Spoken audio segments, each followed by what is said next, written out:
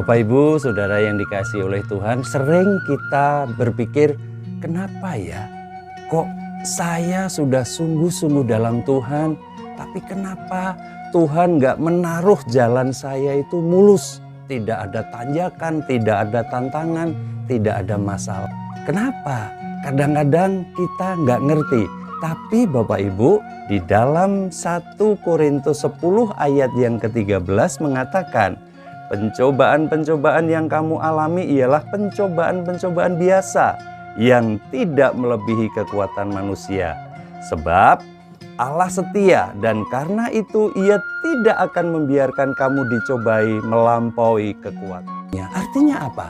Artinya begini Bapak Ibu, pencobaan, masalah, persoalan, tanjakan, pudunan yang sering kita alami karena Tuhan punya tujuan supaya jalan kita akan lebih cepat sampai pada tujuan.